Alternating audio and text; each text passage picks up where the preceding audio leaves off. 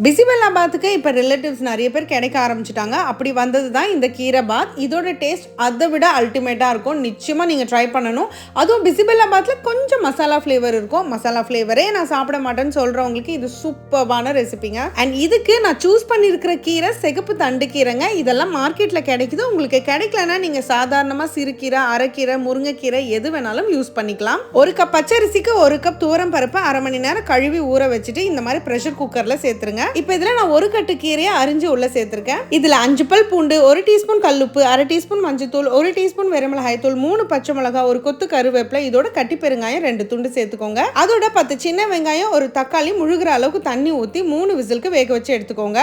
இப்போ இந்த கீரை பாத்துக்கு என்னென்ன பொருட்கள்லாம் ட்ரை ரோஸ்ட் பண்ணிக்கணும் அப்படின்றத நான் டிஸ்கிரிப்ஷன்ல டீடைல்டா கொடுத்துருக்கேன். இது எல்லாத்தையும் பொறுமையா நல்லா வாசனை வர அளவுக்கு வறுத்துட்டு மிக்சர் ஜார்ல பவுடர் பண்ணி வச்சுக்கோங்க. குக்கரை ஓபன் பண்ணி சாப்பாட்டை நல்லா கரண்டிலேயே மசிச்சு விடுங்க. இதுல நம்ம அரைச்ச பவுடரும் சேர்த்துக்கலாம். இதுல ஒரு சின்ன நெல்லிக்காய் சைஸ் புளியா 1/2 கப் தண்ணியில கரைச்சி சேர்த்துக்கிறேன். உங்களுக்கு தண்ணி கம்மியா இருந்ததுன்னா தாராளமா சுடு தண்ணி சேர்த்துக்கலாம். இதுல 2 டீஸ்பூன் நெய், கை நிறைய கொத்தமல்லி சேர்த்துட்டு முந்திரி பருப்பு நெய்ல வறுத்து சேர்த்தீங்கன்னா அட்டகாசமா இருக்குங்க. ஸோ கண்டிப்பா ட்ரை பண்ணுங்க. ட்ரை பண்ணும்போது மறக்காம ஸ்டவோடு சமைக்கும் போது கொஞ்சம் லவோடு சமைச்சிங்கன்னா சுமாரா இருக்கிற சமையல் கூட சூப்பரா இருக்கும்.